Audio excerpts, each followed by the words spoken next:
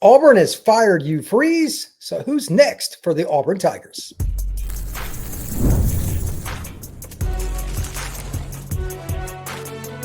You are Locked On College Crossover, part of the Locked On Podcast Network.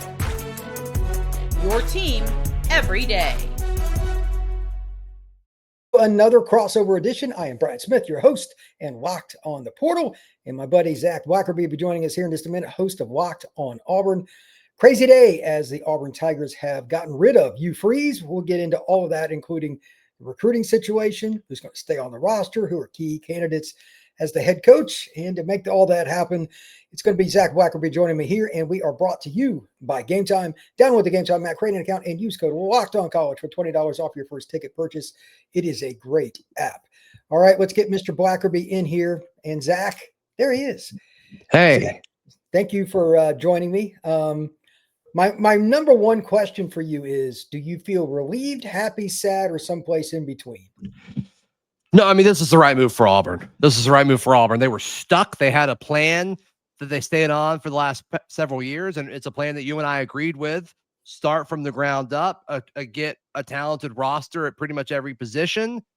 But on the field product stunk. I don't think anybody's questioning the talent on this roster. I think it's I think it kind of all goes back to the guy at the top, and that has been Hugh Freeze, and it was time for him to. You can't score 3 points against Kentucky. Brother, you can't score 3 points against Ohio State. I mean, this is the modern era where everybody can score, except for Auburn. Come on. I was watching some of that game that made me want to hurl. I mean, imagine how I felt, right? I mean, you've got Cam Coleman and Eric Singleton. I mean, the only time you can get Cam Coleman the ball was on comeback routes. I was asked this by a listener during the game. It's like, when's the last time, and I've been a little sarcastic with this, but not really. But like, when's the last time you thought you saw an Auburn receiver catch the ball in stride running towards the end zone? It was always coming backwards. And like, that's not what you get Cam Coleman for. You get Cam Coleman to bust the game open, and they couldn't do it. They couldn't figure out how to do that. So it was certainly time to go. He was labeled as being an elite recruiter, which he was, and then this quarterback guru, this offensive guru. And it was offensive for sure, but not in the way we thought. Touche. Right into it here. John Summerall, DJ Durkin, Eli Drinkwitz. Those are some of the names. Is there anybody else that we should throw towards that first tier, or is that probably the three? Yeah, I mean, you're hearing Kenny Dillingham a lot from Arizona State. Golish at South Florida is going to be a name that I think are on a lot of people's hot boards. I don't know if that makes a ton of sense for Auburn, but that's one that's going to pop up a lot. I don't know how likely that is. I mean, you're going to see James Franklin on a lot of these. One I've seen a lot of, which, oh my gosh, I mean, you talk about one to hurl, but like Jimbo Fisher. Jimbo Fisher is just like slightly better Hugh Freeze, right? So I don't really know if that even makes sense. But yeah, to me, my like short list is, let's see what DJ Durkin does. And then John Summerall. And look, if you want to make a move, like I think Eli Drinkwitz has done an incredible job at Missouri. Auburn could give him more resources. You get more fan support. Probably a tougher job. I think we both agree on that. It's definitely a tougher job at Auburn than Missouri, but he's got ties here. He was part of the national championship in 2010 as quality control guy. So we'll see. I would love Eli Drinkwitz. I think that would be awesome, but I don't know why he would leave Missouri unless Auburn wanted to throw a lot of money at him. Yeah, it's an interesting deal because turning Missouri around is no small feat. Right. That is not a good job. As a history buff of college football, I'm like, my lifetime, they haven't been consistently good, ever. So congrats to him. So let's go into it from this perspective. Give me your Summerall thought and process, because now this is a quote unquote very crowded room with all the people involved. But do you feel good about their chances? Let's say Auburn went all in on trying to get Summerall. Do you think they have a great chance? Where do you feel? Yeah, I do. I mean, I think if Auburn goes all in on anyone that's kind of looking to take that next step up, I think they're going to be an attractive spot. The odds of LSU, Auburn, Florida, Penn State, all going for the same guy as far as a fit, I think is pretty slim. I think LSU and Florida are going to go for people. I think Penn State's going to have its own kind of list. And then I think Auburn's going to kind of go after its own thing. Because I think LSU and Florida are operating similarly than Auburn will be. Let me call me out if you think I'm kind of looking at this through orange and blue glasses. I just think they're looking for different things. That's my gut reaction. But I think John Summerall, obviously Kentucky was a concern. We'll see if Bob Stoops saved his job, ironically, by beating Auburn at Jordan-Hare Stadium this past weekend. But to meet John Summerall, Alabama native, I'm pretty sure, I think he's from Huntsville, played football at Kentucky, or, he's a Kentucky alum. But I think his time at Troy was pretty successful. Obviously knows the state. He's going to have relationships already with these high school programs, which you and I have talked a ton about how important that is. He'd hit the ground running there. And look, he probably still uses those relationships being in Tulane. I'm sure he's still recruiting the state of Alabama pretty hard. So he's won everywhere he's been. I think it's a nice natural step in the right direction. And look, I know this is going to sound super elementary, Brian, and we can almost scoff at this together if you want to. Okay. But Auburn needs a guy who's like just a football coach. Like, we don't need any of this, like, yeah, but he's a great recruiter. I think Auburn's at the point where it can kind of sell itself. Are you going to miss out on some of these guys? Possibly, but I think with NIL and everything that Auburn has access to and the rev share, I think if you just win at Auburn, people are going to come. And if you're able to put together a good product on the field, they're going to come. And I think Summerall could do that. I was thinking about that earlier today. I don't know what his situation is or if he wants to make any more moves, but Willie Fritz, like if LSU screwed around, couldn't figure it out, if they just hired Willie for 2 years with the talent that LSU has, they'd be in a great spot. Same thing with Auburn. There's guys like that. Auburn's in a different spot than every other of these big programs that are looking for someone because they have DJ Durkin on staff. That is the worst case for LSU is they miss out on all these guys and they have to go get, you mentioned Willie Fritz. That's a good example. If Auburn misses out on their 2 or 3 guys that they want, the worst case scenario for Auburn is DJ Durkin. And that's not bad. It's better than what you have. And then, with him being, I think he's the second highest paid coordinator in college football. So you make him head coach, you move that defensive coordinator money that he's been taking, and you go out and get this young and upcoming hot shot offensive coordinator saying, hey, we're going to make you a top 3 paid offensive coordinator in college football. You're the head coach of the offense. Go get him. I think that would make a ton of sense. And my mind changes on this hour by hour as far as like what I think would be best. But there are certainly times when I'm talking to people and I'm like, yeah, I think DJ Durkin being the head coach and going that route actually makes a ton of sense for Auburn's future. I wouldn't be against it, but I think you have to shake the tree. It's boring, right? But sometimes, I think sometimes boring is good. You wouldn't be saying that for wrong reasons because, he knows everything here. The players, from what you and I have both heard, really like him. And I'll give them credit because they're awful on offense and the defensive players didn't quit. That was the one reason I said, okay, this guy's got a little more juice than I thought. Any thoughts or comments on that? Yeah, Hugh Freeze talked about that in the presser after we lost to Kentucky. We scored 3 points, where he's like, yeah, I keep hating having to apologize to the defense. And I'm like, okay, then score more than 3 points, my guy. Score more than 3 points. I posted, let me find it. I post a stat of the day every morning, and Sunday mornings it was Auburn's loss to Kentucky is the first loss when allowing 10 points or less since 1991. I was still in high school. I'm 52. I wasn't alive. Yeah, I was in high school and I hadn't graduated yet. I'm not young. That's not a good sign. It's not Ooh, a good sign. time to go. Time to go. Yeah, and so player retention's a part of this, right? Which looks like we're about to talk about that next. And does keeping Durkin help with that?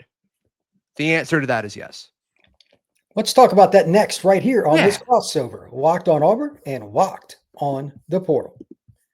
Today's show is brought to you by Gametime. College football is rocking. It couldn't be more exciting. We've got upsets and all the craziness.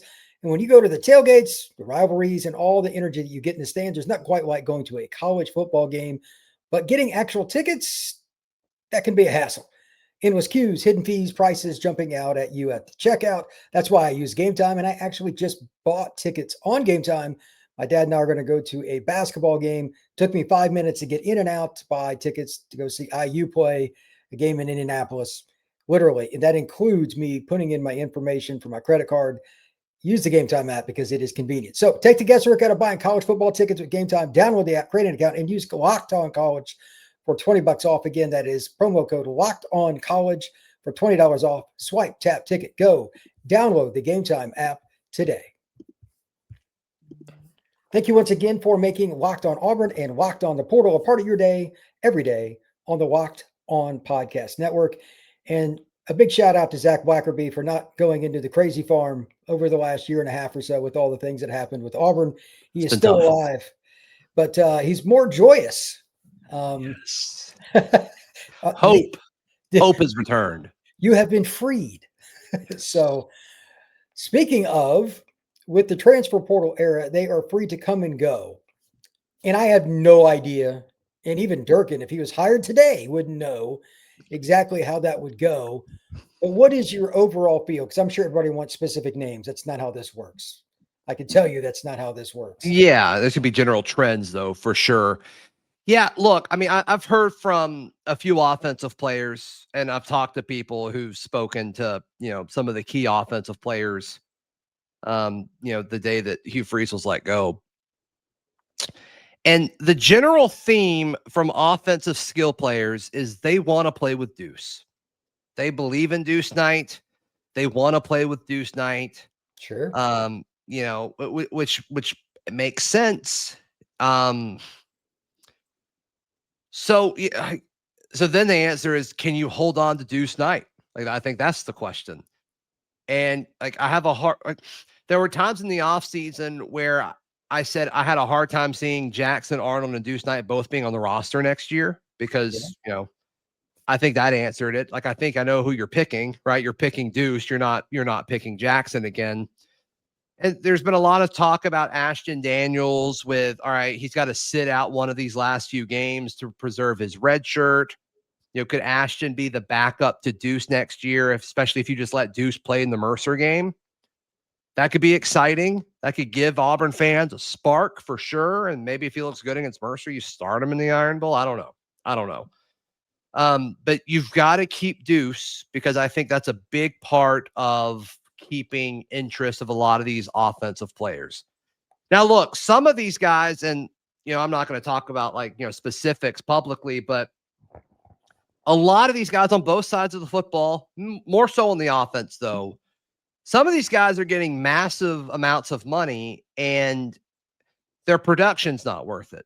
Now, it's not their fault that the production's not worth it, but if you have an offense where you can't use 5 receivers, you don't need to be paying all 5 of these receivers so much money. It doesn't make sense. And so that's something where there's going to be some big names that have a chance to leave and it's going to look and feel bad, but it's not always going to be the worst thing in the world right now. I think we all kind of know a few of these that I'm talking about. They're clearly not getting the ball enough. So curious to see what the fallout for that could potentially be. And then on defense, obviously Durkin is going to have guys. If Durkin is involved in the program, there's going to be guys that want to continue playing for him. I was going to ask you, is there anybody on defense? I don't get the sense of this that you'd be like, yeah, he's still probably going to leave. And you'd be like, that sucks, but it is what it is. I can't come up with one personally. Front 7, I feel pretty good about. I think I wouldn't be shocked if there were some corners that left. They're deep. That wouldn't shock me. Now, there's a ton of them, and that probably plays into some of this, right? But they're all coming. No, they're not all. They couldn't all. Well, I guess they could, in theory, all come back. I'm not sure of Rayshawn Pleasant's eligibility situation. But Kayan Lee, he's draft eligible if he wanted to go to the draft. I think he's good. I don't know how if he's, a day 2 pick or whatever. He'd probably be a day 3 pick, but is that what he wants to do, or does he enter the portal? Does that make sense? I don't know. I don't know. But they've all been so good, and you've got young guys who are also impressive, and we've seen like little glimpses of whether it's like Blake Woodby or Donovan Starr. Like you can't keep all these guys happy and be losing. So I think you'll probably see some guys leave on the defense. Sure. Okay, well that's fair. You're in today's era. Let's say they lost 3 defense players. That's pretty much.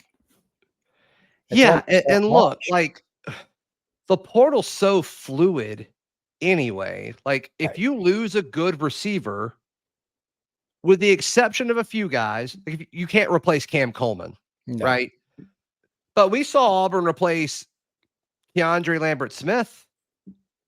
Like, I think Eric Singleton's a better receiver than KLS. He hasn't been more productive, but as far as just like raw ability, like you were able to replace him. I think a lot of the times there's exceptions, but a lot of these dudes that are solid, I think you're going to be able to replace because of the financial component of it. So I'm not going to be too worried about that. Just get a guy who can coach, and eventually it's going to work out. We're going to talk about the timing of all this next, because with the roster and with recruiting, these people and their parents, their agents, their high school coaches, their trainers, they all want to know who's going to be the one and when they're going to do it. That is next here on the Portal and Locked On Auburn. Today's show is brought to you by our friends over at FanDuel. The NBA is back, and there's no better place to get in on the action than FanDuel, the official sports betting partner of the NBA. Even if you missed the start of the game or want to ride the hot hand, FanDuel has live bets on everything from who will score next to fourth quarter comebacks. Plus, you can combine your live bets into a same-game parlay for a larger payout. It keeps every game exciting, especially when your team's making a late fourth quarter push. Right now, FanDuel has an opportunity for new customers to win $300 in bonus bets when your first $5 bet is a winner. Head to FanDuel.com and sign up. Play your game with FanDuel, the official sports betting partner of the NBA. Timing, Zach. Everything is timing. For those that do not know, National Signing Day is December 3rd, 4 days after the last game of the season. They play in the Iron Bowl on Saturday still. It's not Friday game. Still Saturday. Yep. So 4 days later after that, signing day comes, which is horrific for all parties involved, not just Auburn. This is anybody that changes coaches, you get washed in the recruiting cycle if you don't handle it properly. So my key question here is not just Durkin, who's going to stay on the staff, at least if you could make the choice, play a little hypothetical here, that would make it a little more convenient to keep guys in the recruiting class as well as the roster, honestly. And it's not so bad because you may not even be able to name the next head coach until right about the week. You don't know. How is that going to, work out? Every school has to ask themselves that question when they let their coach go, because it's touchy, man. It's very, very, very touchy. Yeah, it is touchy. So you look at the 2026 class that Auburn has right now. Let's just kind of look at the 4 and the 5 stars. Braylon Womack has been interviewed, and he said that he's opening up his commitment, but he still loves Auburn. And so that's one where DJ Durkin's probably pretty important for a guy like Braylon Womack. 100%. Jace Matthews, you think, okay, sounds like Marcus Davis was a big part of this. And then he also got a quote. He had an epic quote where I think I've got it right here. Yeah. Auburn 5-star receiver commit. He told Rivals this. Jace Matthews on the firing of Hugh Freeze. I liked Freeze, but anything to improve the Auburn program is great. That kid gets it. Yeah. So that, That's he's talking to a reporter, right? So we don't know the full story, and I'm sure other, programs are kind of, reaching out to him, but you feel good about that. Jaquez Wilkes, obviously, a talented in-state edge. You got to think Durkin is a part of that. Peyton Falzone, the former Penn State quarterback commit who fell from the sky one afternoon. You got to think that Freeze was probably involved with that, but that happened so quick where he may just want to go to Auburn and go to the SEC. I don't know. Jadarius Tootle, definitely involved with Durkin. I think he's committed to the school though, not a coach. So I feel better about that. Wilson Zaire, I'm just kind of going through all the 4 stars here. We've got 2 more. Wilson Zaire, the offensive tackle, his older brother played at Auburn. Like, I think he's fine with a staff change. And then Adam Balagoon Ali, once again, a linebacker, Florida, guy that you're really high on. You said he was underrated. Then he like shot up all these rankings. He's a linebacker, so you got to assume DJ Durkin is involved with him as well. So I think some of it depends. We just don't fully know. That's the whole ball of wax right there. I mean, after the head coach, 80% of college football is just roster. I mean, yeah. It's amazing how Kirby was a much better coach in 2022 than he is now. What changed? Doesn't have the same roster. You know what I mean? They're still really good, but this year's Georgia team would get smoked by the 2022 Georgia team. Smoked. Sure. So I get it. As far as roster and Durkin and all that, what's your sense of him as a recruiter, just straight up as a recruiter on the trail? Is he pretty good? Just a guy? What is he? I mean, Auburn's been able to get some elite defensive guys for sure. And I think after this draft, they're going to be able to point to like NFL draft production as well. Yeah. He seems like a solid recruiter. All these guys really enjoy playing for him. And a lot of these guys in this transfer portal era are fine being pieces where they could go and probably start somewhere else. So I would assume he's a good recruiter. I've been happy with him for sure. That's important because Auburn obviously is in the middle of a incredibly fertile area, but they're also in the middle of a spectrum of holy cow programs. They're right in the middle of it. Right. Florida State, LSU, Alabama, Georgia. They're right. Arguably the toughest job in college football. Yeah, for managing expectations compared to what is available talent-wise with what you're, no doubt. Yeah, it's hard. It's hard. The schedule is ridiculous. I mean, it's just going to get tougher next year with the 9 SEC games. The recruiting aspect of it, you got to play Alabama and Georgia every year. Like it's a lot. It's a tough gig.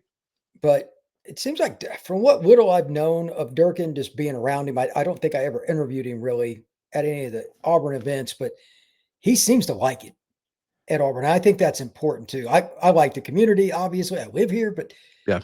Some people just take jobs because they want the name. I don't get the sense that that's the case with DJ. Yeah, I think he wants to be here. I've heard from people that are close to him that this is it. Like they want to stay here. They wouldn't mind retiring here. They really love the community. Does that mean, maybe they keep their house here if he gets a job elsewhere, and then, maybe they come back? I think Chiswick kind of did that. I don't know, but we'll see. Hopefully he's on the next staff. Whether it's DC or it's his staff. I think Auburn needs to make keeping him a priority. That's a story that we'll try to break through another day. Like certain coaches are going to want to bring in their own staff. Certain guys may have a connection. Yeah, and you could argue like the ideal guy for Auburn is going to want to like make everything his. And I don't think anybody's going to like push back on that. Or do you do it for a year so you can kind of help with the roster retention and then let him move on? Like, I don't know. There's layers to it. Yeah.